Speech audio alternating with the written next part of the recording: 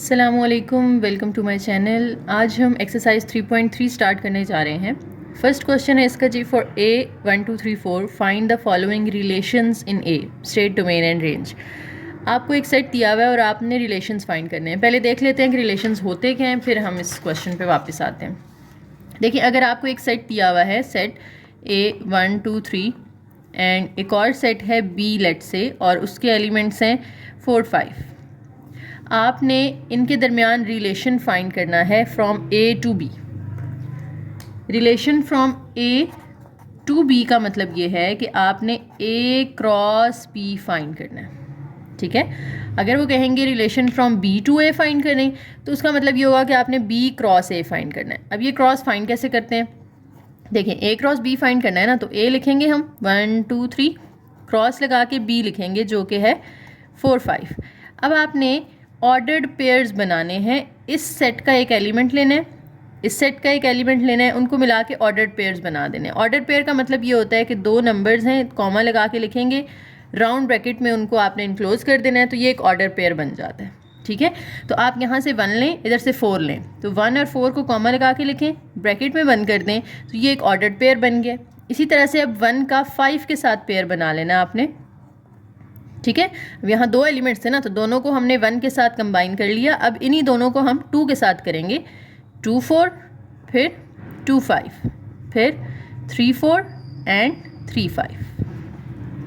ये हमने लिख लिए हैं जनाब ऑर्डर्ड पेयर सारे किसके, ए क्रॉस बी के। तो हमने relation from A to B find कर लिया है। इसी तरह अगर वो कहेंगे कि बी टू ए फाइंड करें, तो बी क्रॉस ए आ जाएगा, यानी बी सेट पहले लिखा जाएगा, क्रॉस लगा के ए सेट बाद में लिखा जाएगा। अब ये ऑर्डर्ड पेयर्स उलट हो जाएंगे पहले वाले के, ठीक। उसमें 1 4 बना था ना, इसमें पहला 4 है, इसका दूसरा एलिमेंट 1 उठाएंगे हम, तो ये 4 1 का एक ऑर्डर पेयर बनेगा, फिर 4 2 का बनेगा, फिर 4 3 का बनेगा। यानी 4 को हमने तीनों के साथ लिख लिया। अब 5 को तीनों के साथ आपने बारी बारी लिखना है, तो 5 1 5 2 और 5 3। ये रिलेशंस आपने सारा बना लिया बी से ए तक का। अब हमें जो क्वेश्चन दिया हुआ है ना, उसमें लिखा हुआ है रिलेशंस इन ए फाइंड करें। इन ए का मतलब है कि ए का ए से ही रिलेशन बनाना है, ए क्रॉस ए फाइंड करना है आपने, ठीक है। ए की सेट गिवन है हमें ए, और हमने रिलेशंस इन ए निकालना है। मतलब आप ए क्रॉस ए निकालेंगे सबसे पहले, तो हम लिख लेते हैं ए क्रॉस ए किसके इक्वल होगा, ए सेट लिखेंगे 1 2 3 4, ये जो आपको ऊपर दिया हुआ है, क्रॉस लगा के दोबारा फिर ए ही लिख देना आपने, ठीक है। अब ए क्रॉस ए का हम इस तरह से ऑर्डर पेयर्स बना लेंगे सारे। पहले 1 के साथ ये 1 का पेयर बनेगा, फिर 1 के साथ 2 का, 1 के साथ 3 का, 1 के साथ 4 का, ठीक है। 1 के साथ देखें मैंने सारे पेयर्स बना लिए। अब 2 के साथ बारी बारी, ये जो ऑर्डर पेयर्स बनाते हैं ना, इनके दरमियान में भी कॉमा लगता है, ठीक है।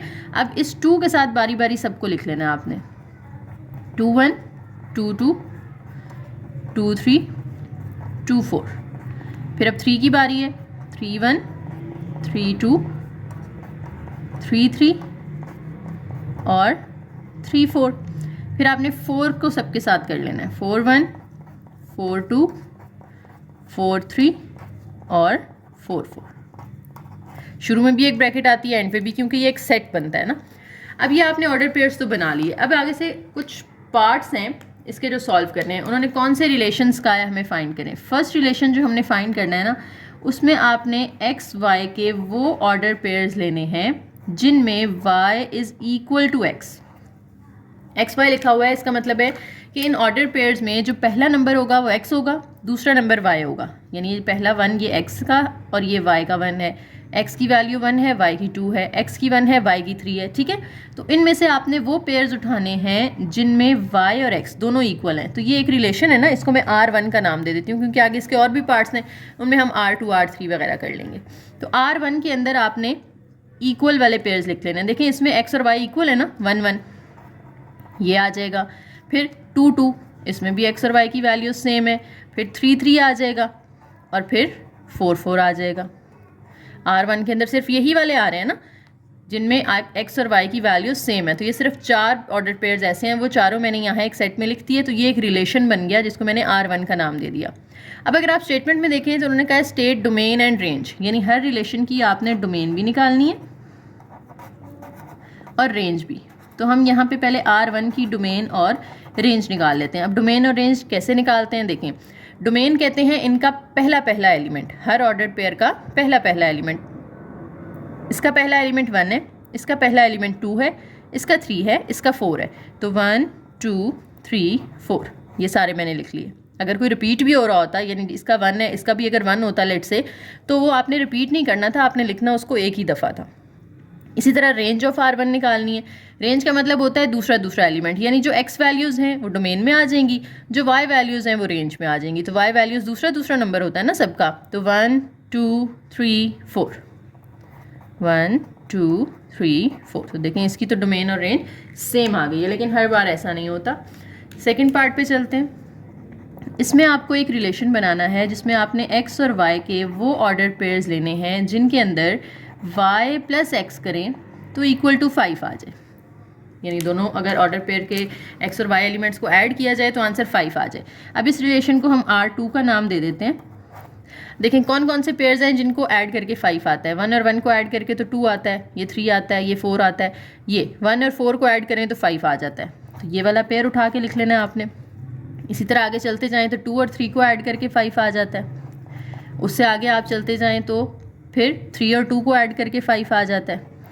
और उससे नेक्स्ट आ जाएगा 4 और 1। यही 4 हैं, इसके अलावा कोई और ऐसा पेयर नहीं है कि जिनका सम लिया जाए तो वो 5 आ जाए। अब इसकी भी आपने डोमेन भी बतानी है और रेंज भी बतानी है। तो domain of R2 and range of R2। Domain के अंदर हमने x एलिमेंट्स x की वैल्यूज़ लेनी होती है ना, यानी पहला पहला नंबर। तो 1 2 3 4 1 2 3 4। और रेंज के अंदर दूसरा दूसरा एलिमेंट आता है 4 3 2 1। तो इसको भी आप सीक्वेंस के साथ लिख लें, आगे पीछे करने से कोई फ़र्क नहीं पड़ता। ठीक है, इसकी भी डोमेन रेंज हो गई। अब थर्ड पार्ट में हमसे कहा जा रहा है कि आपने एक्स वाई के वो ऑर्डर पेयर्स लेने हैं जिनमें आप अगर x प्लस वाई करें ना तो आंसर लेस देन 5 आए। लेस देन 5 का मतलब है कि 5 से छोटा आंसर आना चाहिए, 5 नहीं आना चाहिए और 5 से बड़ा भी नहीं आना चाहिए। तो इसको मैं रिलेशन को R3 का नाम दे देती हूँ। अब इसमें मैंने एक्स वाई के वो ऑर्डर पेयर्स लिखने हैं जिनका सम लेस देन 5 है। जैसे 1 और 1, इनका सम भी 5 से छोटा आ रहा है ना, यानी 1 और 1 करें तो 2 आता है, इनको ऐड करें तो 3 आता है, ये भी 5 से छोटा है, इनको ऐड करें तो 4 आता है, ये भी 5 से छोटा है। 1 और 4 नहीं ले सकते क्योंकि ये तो 5 आ जाएगा। ठीक है, 5 नहीं आना चाहिए, 5 से छोटा आना चाहिए। 2 और 1 आ जाएगा क्योंकि ये 3 आ रहा है। 2 2 करें तो 4 आता है, ये भी 5 से छोटा है। 2 3 हम नहीं ले सकते क्योंकि इनको प्लस करें तो 5 आ जाता है। 2 4 को प्लस करें तो 6 आ जाता है। 3 और 1 को प्लस करें तो ये 4 आता है। 4 5 से छोटा है, ये वाला हम लिख लेंगे। 3 2 करें 5 आता है, इसका 6 आता है, फिर 7 आ रहा है, इनका 5 आ रहा है, ये 6 आ रहा है, ये 7 आ रहा है, ये 8 आ रहा है। तो इनमें से कोई भी नहीं आएगा, बस यही हमारे सारे ऑर्डर पेयर्स इसमें आ सकते थे। अब इसकी भी हमने डोमेन और रेंज बतानी है, तो हम लिख लेंगे domain of R3 and range of R3। Okay, तो डोमेन के अंदर हमने क्या कहा था, पहला पहला एलिमेंट। तो इसका पहला एलिमेंट देखें जनाब 1 1 1 2 2 3, यानी एक इसमें 1 आ रहा है, 2 आ रहा है और 3 आ रहा है। हालांकि 1 रिपीट हो रहा था, 2 भी रिपीट हो रहा था, लेकिन आपने उसको रिपीट नहीं करना, आप उसको सिर्फ 1 टाइम ही लिखेंगे। रेंज ऑफ R3 के अंदर आप दूसरा दूसरा एलिमेंट लेते हैं 1 2 3 1 2 1, यानी एक 1 हमें नज़र आया है, 2 नज़र आ रहा है और 3 आ रहा है। इसके अलावा कोई और इसकी रेंज में नंबर नहीं आ रहा। इसके बाद जो फोर्थ पार्ट है वो इसी के ऑपोजिट है। 4 में कहते हैं आपने एक्स वाई के वो पेयर्स लेने हैं कि जिसमें आप x प्लस वाई करें तो ग्रेटर देन 5 आ जाए। यानी पिछले में हमने सम करके देखा था ना, तो जिसका आंसर 5 से छोटा आ रहा था आपने वो लेना था। यहाँ पे वो लेने हैं नंबर ऑर्डर पेयर्स जिनमें 5 से बड़ा आंसर आ रहा हो। तो इन्हीं के ऑपोजिट वाले आ जाएंगे। हम उसको रिलेशन को नाम दे देते हैं R4 का। R4 में अब कौन कौन से पेयर्स उठाने हैं आपने जिनमें आंसर 5 से बड़ा आता है। 5 आता है वो नहीं लेने, 5 से बड़े वाले लेने हैं। तो 2 और 4 आ जाएगा क्योंकि ये 6 देता है हमें आंसर। फिर आप देखें तो 3 और 3, फिर 3 और 4 करें तो 7 आता है, ये भी 5 से बड़ा है। फिर 4 और 1, वो तो 5 आता है, वो हम नहीं लिखेंगे। फिर 4 और 2 आ जाएगा क्योंकि वो 6 आता है। 4 3 आ जाएगा और 4 4 आ जाएगा। ये R4 आ गया। अब इसकी भी आपने डोमेन रेंज बतानी है, तो डोमेन ऑफ R4 लिख लें, इसी तरह से रेंज ऑफ R4 लिख लें। ओके, डोमेन जो होती है उसमें पहला पहला नंबर हम देखते हैं 2 3 3 4 4 4, यानी एक 2 है, एक 3 है और एक 4 है। इसी तरह से रेंज में दूसरा दूसरा नंबर देखेंगे 4 3 4 2 3 4, इसमें भी 2 है, 3 है और 4 है। तो ये हमारी रेंज हो गई। तो क्वेश्चन नंबर 1 हमारा कंप्लीट हो गया। ओके, नेक्स्ट क्वेश्चन 2 स्टार्ट करने से पहले हम एक टॉपिक समझेंगे, function and its types. Function क्या होता है? सबसे पहले तो इसकी डेफिनेशन देख लेते हैं हम। Let A and B be two non empty sets, यानी दो सेट्स हैं आपके पास और उनमें से कोई एम्प्टी नहीं होना चाहिए। एम्प्टी होगा तो उनका रिलेशन नहीं बनेगा ना आपस में, ठीक है। हमने रिलेशंस बनाने हैं तो उसमें सेट का नॉन एम्प्टी होना जरूरी है, ठीक है। तो सेट नॉन एम्प्टी होंगे अगर दोनों, तो उनके फिर आगे आपने रिलेशंस देखने हैं। देखें, F is a relation from A to B, यानी ए टू बी आप रिलेशन बनाएं। रिलेशन कैसे बनाते हैं हमने अभी पीछे देखा ना, 1 से 1, 1 से 2, इस तरह से। That is F is a subset of A cross B, यानी जब आप रिलेशन बनाएं तो आपके पास जितने सबसेट्स बन रहे हैं, जितने ऑर्डर्ड पेयर्स बन रहे हो, वो सारे ए क्रॉस बी के अंदर लाजमी आने चाहिए, ठीक है। फॉर एग्जाम्पल,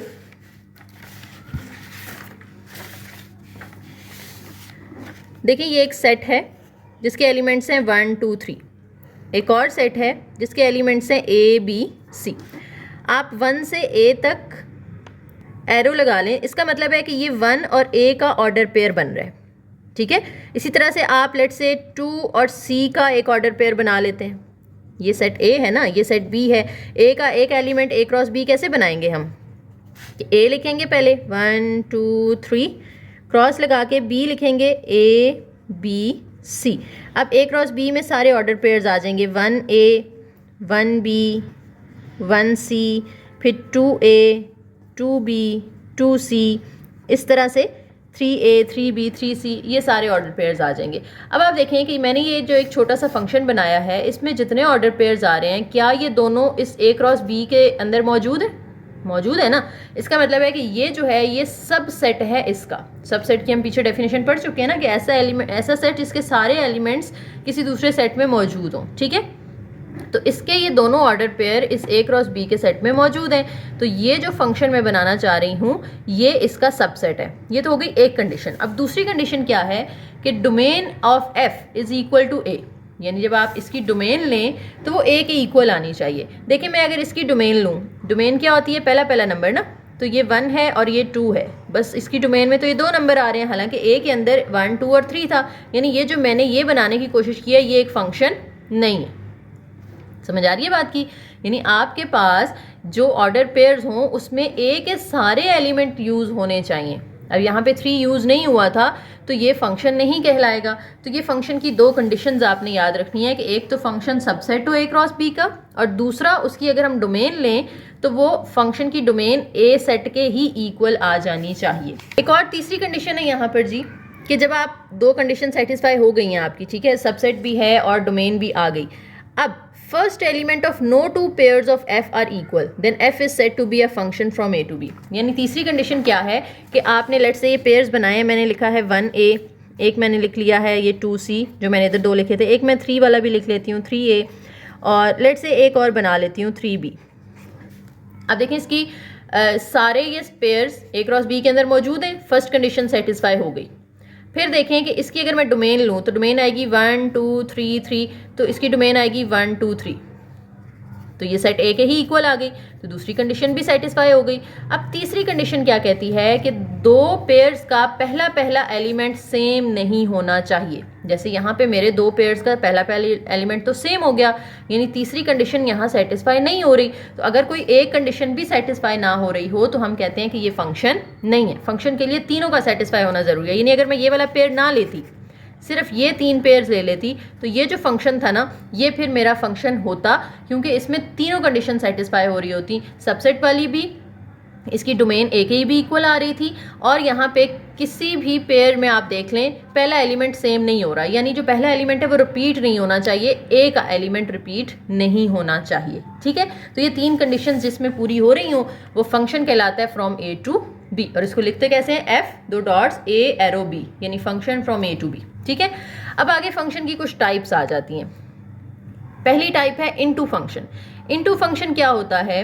ये एक ऐसा फंक्शन है कि जिसमें आपके ए के सारे एलिमेंट्स यूज़ हो रहे हैं और सामने बी के साथ पेयर बना रहे हैं, लेकिन बी में कम से कम एक एलिमेंट जो है ना वो यूज़ ना हो, यानी एक एक्स्ट्रा एलिमेंट पड़ा हुआ हो। जैसे यहाँ पे देखें 1 3 5 है, यहाँ पे 2 4 6 है, 1 का पेयर 2 के साथ बना है, 3 का 4 के साथ बना है, 5 का 6 के साथ बना है, 8 का किसी के साथ पेयर नहीं बना, तो 8 तो अनयूज रह गया। ठीक है, तो ऐसा फंक्शन कि जिसमें सेकेंड वाले सेट में, फर्स्ट वाले में तो सारे यूज़ होने ही चाहिए ना, ये तो फंक्शन की अपनी कंडीशन है। सेकंड वाले सेट में कम से कम एक अनयूज्ड एलिमेंट अगर पड़ा हुआ है तो हम इस फंक्शन की टाइप को क्या कहते हैं, इनटू फंक्शन कहते हैं। दूसरी आ जाती है 1 to 1 फंक्शन, या इसे इंजेक्टिव फंक्शन भी कहा जाता है। इसमें क्या होता है कि आपने ए के सारे एलिमेंट्स यूज कर लिए, इसमें कोई भी अनयूज नहीं है। अब बी में कोई नंबर रिपीट ना हो रहा हो, जैसे देखें ना, ए में आप फॉर एग्जाम्पल 1 का 2 के साथ बना लेते, 3 का भी आप 2 के साथ पेयर बना सकते थे, 5 का भी 2 के साथ बना सकते थे, यानी ए वाला रिपीट नहीं होना चाहिए, हमने फंक्शन की डेफिनेशन में पढ़ा है। लेकिन बी वाला तो रिपीट हो सकता है, उसमें कोई मसला नहीं है। लेकिन जो 1 to 1 फंक्शन होता है, इसमें ना तो ए वाला रिपीट होता है, ना ही बी वाला कोई नंबर रिपीट होता है।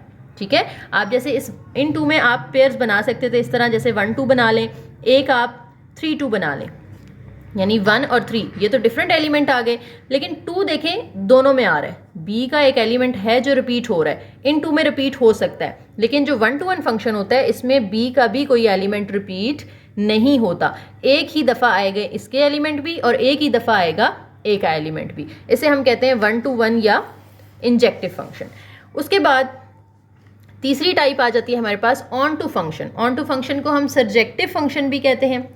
इस फंक्शन में क्या होता है कि सेट बी में कोई भी एलिमेंट अनयूज्ड नहीं रहना चाहिए। जैसे हमने इनटू में पढ़ा था ना कि हो सकता है कोई एक आधा एक्स्ट्रा एलिमेंट यहाँ पे हो, लेकिन ऑन टू फंक्शन में ऐसा नहीं हो सकता कि बी के जितने भी एलिमेंट्स होंगे वो सारे के सारे यूज होंगे, बी में कोई भी एक्स्ट्रा एलिमेंट आपको पड़ा हुआ नजर नहीं आएगा। जैसे इसमें 2 एलिमेंट्स थे m1 और m2, तो देखें दोनों यूज हो गए हैं, कोई तीसरा एलिमेंट यहाँ पे नहीं है जो कि अनयूज्ड पड़ा हुआ हो, तो ऐसे फंक्शन को हम क्या कहते हैं, ऑन टू फंक्शन कहते हैं। 4 वाला देखें तो उसको हम 1 to 1 एंड ऑन टू, ये दोनों का मिक्सचर होता है, इसे हम कहते हैं बाइजेक्टिव फंक्शन। अब 1 to 1 में हमने क्या पढ़ा था कि एक का एक के साथ पेयर बनेगा, दोनों में से कोई भी रिपीट नहीं होगा, और ऑन टू में हमने क्या पढ़ा था कि कोई अनयूज ना हो। ठीक है, तो अगर ऐसा एक फंक्शन आ गया कि जिसमें ए के भी सारे यूज हुए हैं, बी के भी सारे यूज हुए हैं, ना तो ए का कोई रिपीट हुआ है ना ही बी का कोई रिपीट हुआ है, ऐसे फंक्शन को हम क्या कहते हैं, बाइजेक्टिव फंक्शन कहते हैं। ठीक है, ए का तो रिपीट कहीं होना भी नहीं चाहिए ना, वो तो फंक्शन की बेसिक डेफिनेशन है, ए का तो रिपीट हो ही नहीं सकता, लेकिन बी का रिपीट हो सकता है फंक्शन की डेफिनेशन में। ठीक है, लेकिन आप जब ऑन टू की और बाइजेक्टिव की डेफिनेशन करते हैं तो इसमें बी का भी कोई एलिमेंट रिपीट नहीं होना चाहिए और ना ही कोई अनयूज्ड रहना चाहिए। ठीक है, तो ये हमारी 4 टाइप्स हो गई हैं फंक्शन की। अब हम अपना क्वेश्चन नंबर 2 अटेम्प्ट कर सकते हैं, तो चलते हैं क्वेश्चन नंबर 2 पे। स्टेटमेंट है जी, which of the following diagrams represent function and which type, यानी इसमें से कौन से फंक्शंस हैं, और अगर हैं तो उनकी टाइप भी आपने बतानी है कि क्या टाइप है, उनकी जो 4 हमने पढ़ी है ना उनमें से कोई एक होगी। जैसे फर्स्ट डायग्राम देखें, इसमें 1 जो है वो ए के साथ पेयर बना रहा है और 1 ही बी के साथ पेयर बना रहा है। पहले सेट का एलिमेंट तो रिपीट नहीं होना चाहिए था, हमने अभी डेफिनेशन में पढ़ा था ना कि पहले सेट का एलिमेंट रिपीट होगा तो वो फंक्शन तो कहलाएगा ही नहीं। ठीक है, तो हम कहेंगे ये फंक्शन ही नहीं है। टाइप्स पे तो हम बाद में जाएंगे ना, पहले तो ये बताना है फंक्शन है या नहीं। तो इसमें क्योंकि पहले सेट का एक एलिमेंट क्या हो गया है, रिपीट हो गया है, 2 ऑर्डर पेयर्स में आएगा, 1 ए में भी आएगा, 1 बी के साथ भी आएगा, तो फिर ये फंक्शन नहीं है। ठीक है, तो हम कहेंगे it does not represent a function.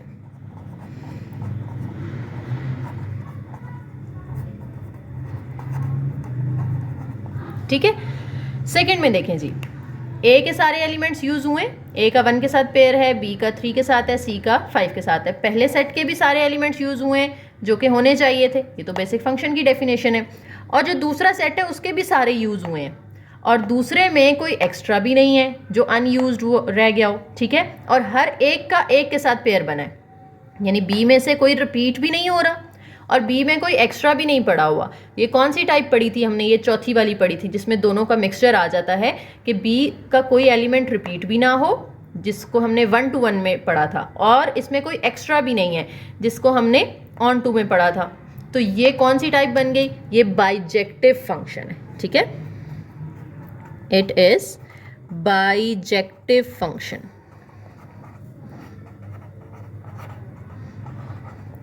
Third वाले में देखें, इसमें भी यही चीज़ आ रही है ना, सारे यूज़ भी हुए हैं, एक एक दफ़ा यूज़ हुए हैं और कोई बी में एक्स्ट्रा भी नहीं पड़ा हुआ, तो ये भी क्या है, बाइजेक्टिव फंक्शन है। जैसे हमने 2 में एक्सप्लेन किया है, सेम इसकी भी वही एक्सप्लेनेशन होगी।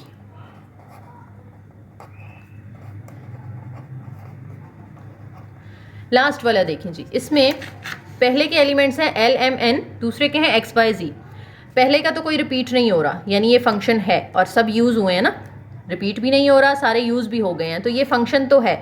अब ये फंक्शन की टाइप कौन सी है वो देखनी है हमने। देखें इसमें बी में एक ऐसा एलिमेंट है जो कि अनयूज्ड पड़ा हुआ है, तो जो यूज़ ना हो, कम से कम एक अनयूज्ड एलिमेंट पड़ा हो, वो कौन सी टाइप थी, हमारी पहली टाइप थी जिसको हमने कहा था इनटू फंक्शन। ठीक है, तो इट इज़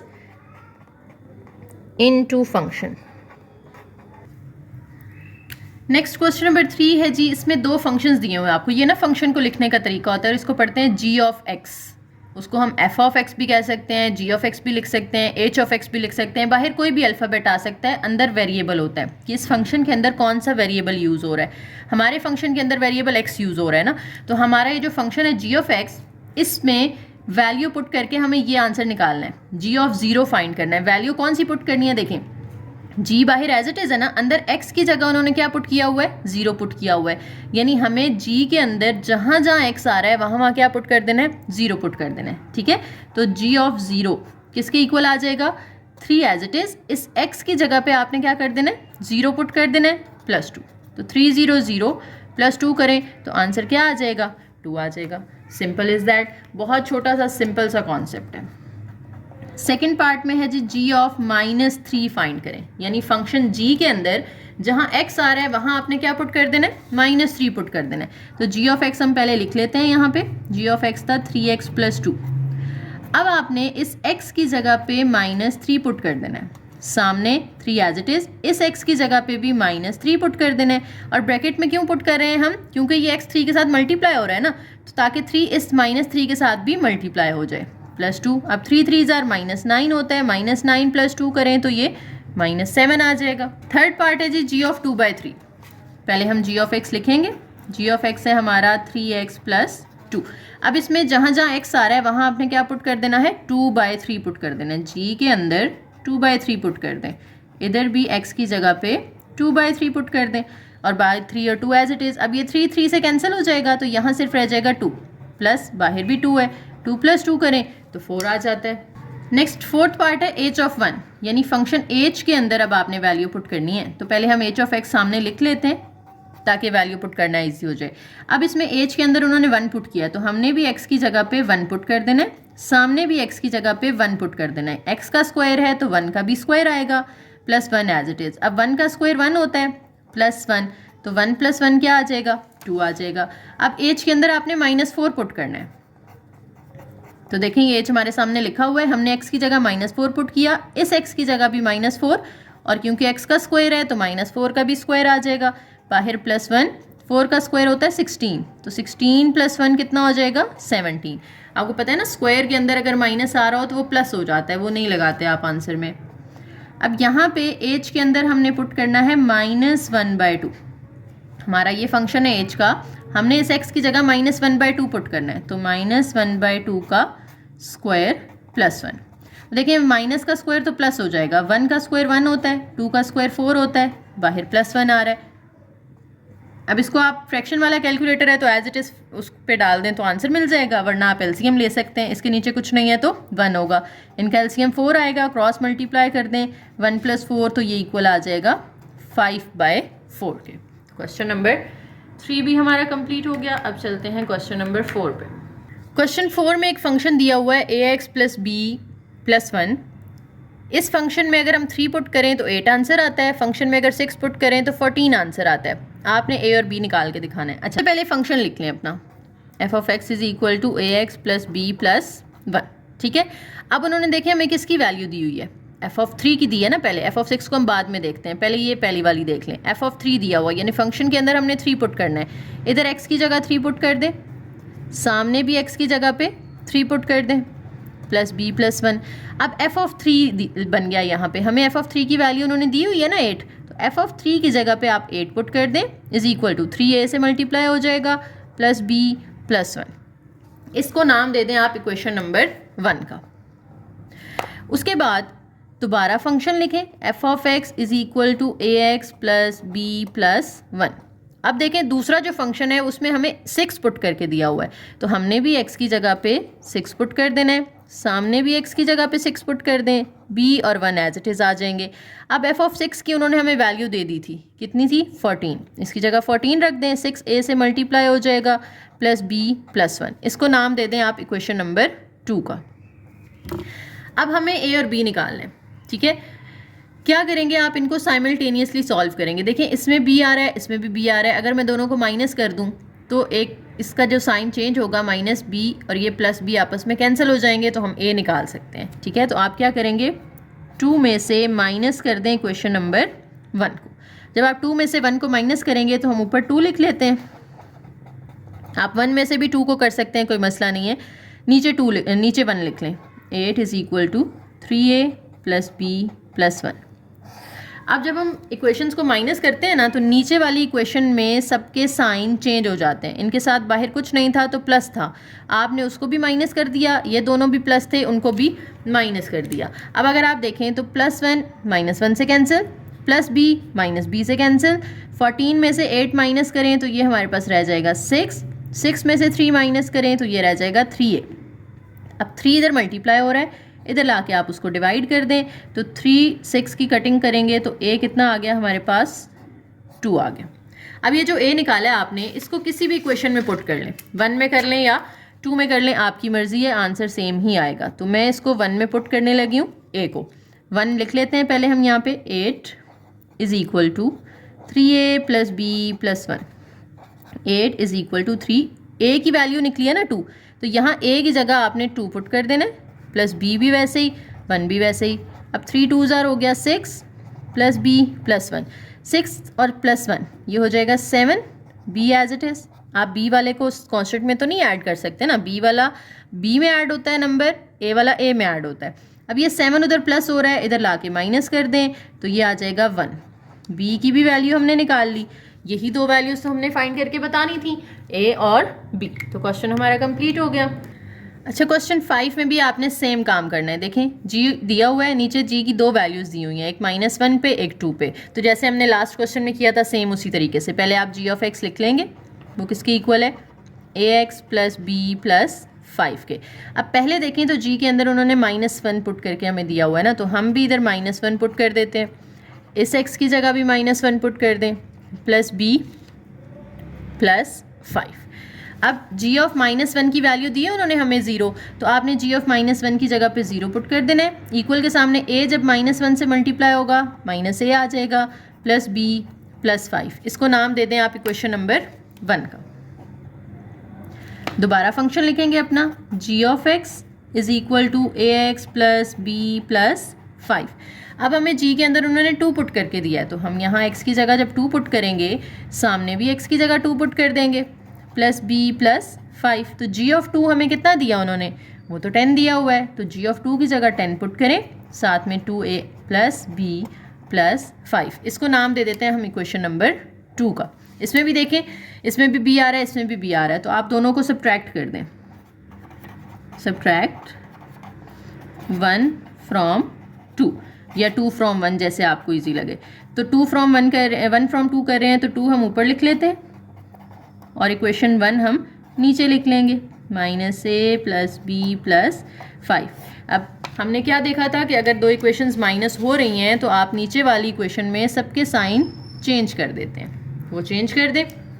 हमारे पास 10 में से 0 माइनस करें तो 10 आ गया, 2a प्लस a करेंगे तो 3a आ जाएगा, प्लस b माइनस b से कैंसिल, प्लस 5 माइनस 5 से कैंसिल।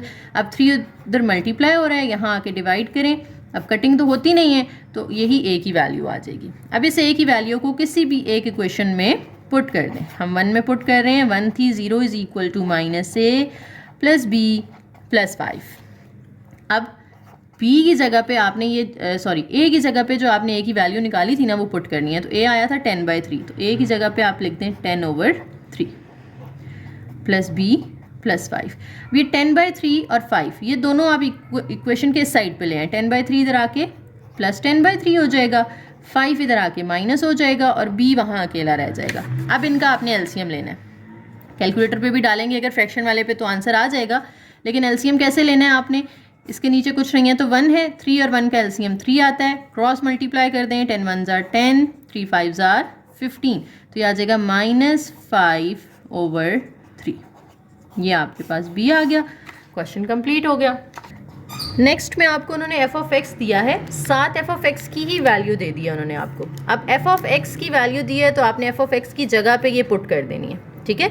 हम एफ ऑफ एक्स लिखेंगे, F of X is equal to 5x + 2, F of X दिया हुआ है 32, यहाँ आपने पूरे एफ ऑफ एक्स की जगह पे 32 पुट कर देना है, सामने 5x + 2 आ जाएगा। अब हमें जो उन्होंने पूछा है ना वो ये है कि आपने x फाइंड करके देना है, 2 इधर प्लस हो रहा है, इधर जाके आप माइनस कर दें तो सामने रह जाएगा 5x, 32 में से 2 माइनस करें 30, अब 5 इधर मल्टीप्लाई हो रहा है, इसको इधर ला के आप डिवाइड कर दें, कटिंग कर दें तो 5 जो है वो 6 r 30 होता है, तो ये हमारे पास x की वैल्यू आ गई। नेक्स्ट उन्होंने हमें एफ ऑफ एक्स दिया है जी cx² + d, दो फंक्शंस दे दिए हैं, साथ में कहते हैं c और d निकालें, तो दो फंक्शंस वाले हमने अभी पीछे किए हैं ना क्वेश्चन 4 और 5, सेम उसी तरीके से आपने करना है कि आप पहले एफ ऑफ एक्स लिखेंगे, वो इक्वल है cx² + d के। अब आपने x के अंदर 1 पुट करना है, क्योंकि पहला फंक्शन जो उन्होंने हमें दिया है उसमें f के अंदर 1 पुट किया हुआ है ना, तो आप यहाँ x की जगह 1 पुट करें, सामने भी इधर x की जगह पे 1 का स्क्वायर आ जाएगा प्लस d, तो f ऑफ 1 कितना दिया उन्होंने हमें 6, तो इसकी जगह हम कर देते हैं 6 इज इक्वल टू 1 का स्क्वायर 1 होता है, वो c से मल्टीप्लाई होगा तो c रह जाएगा, c + d is equal to 6 आ गया। ये क्वेश्चन बन गई हमारी 1। दोबारा लिखेंगे हम अपनी question, F of X is equal to cx² + d। अब दूसरा फंक्शन जो है उसमें उन्होंने -2 दिया हुआ है हमें, तो हम इधर x की जगह -2 पुट करेंगे, सामने भी x की जगह -2 का स्क्वायर आ जाएगा प्लस d। अब f ऑफ -2 इक्वल टू 10 था ना, यहाँ 10 रख दिया हमने, इसका स्क्वायर लेंगे तो वो +4 हो जाएगा प्लस d। अब 10 is equal to 4c + d, ये हमारी बन गई क्वेश्चन नंबर 2।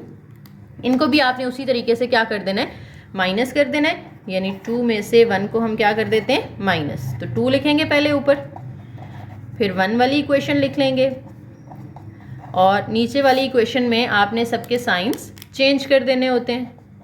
सारे पॉजिटिव थे, जिनके साथ कुछ नहीं भी लगा हुआ ना तो मतलब वो पॉजिटिव हैं, तो आपने उनके साथ भी नेगेटिव कर दिया। 10 - 6 करेंगे तो 4 आ जाएगा, 4c - c करेंगे 3c रह जाएगा, और प्लस d - d से कैंसिल हो जाएगा। अब 3 उधर मल्टीप्लाई हो रहा है, यहाँ ला के आप डिवाइड कर दें, कटिंग नहीं हो रही तो यही हमारा c आ गया। अब आपने d निकालना है, तो किसी भी एक इक्वेशन में आप इसको पुट कर दें, फर्स्ट में पुट कर दें या फिर सेकंड में पुट कर दें, तो हम इसको फर्स्ट में कर लेते हैं, put in equation number 1। Equation 1 है हमारी 6 is equal to c + d, तो 6 इज इक्वल टू c की जगह पे c की वैल्यू 4/3 प्लस d। अब ये 4/3 इधर प्लस हो रहा है, इधर ला के आप उसको माइनस कर दें, सामने d अकेला रह जाएगा, इसके नीचे अब कुछ नहीं है तो 1 एलसीएम 3 आ जाएगा, क्रॉस मल्टीप्लाई कर दें, 6 3s are 18, 4 1s are 4, 18 में से 4 निकाल दें तो ये बचता है 14/3, ये हमारे पास d आ गया। यही दोनों हमने फाइंड करके दिखाने थे, तो हमारा क्वेश्चन कंप्लीट हो गया, और इसी क्वेश्चन के साथ हमारी एक्सरसाइज भी कंप्लीट हो गई है। इसके बाद हमारी रिव्यू एक्सरसाइज है। यहाँ तक आपको कोई क्वेश्चन है, कोई पॉइंट समझ में नहीं आ रहा तो आप लोग कमेंट सेक्शन में पूछ सकते हैं। वीडियो पसंद आई हो तो शेयर करें, लाइक करें, प्यारा सा कमेंट करें, और चैनल को ज़रूर सब्सक्राइब करके जाइएगा। थैंक यू, अल्लाह हाफिज़।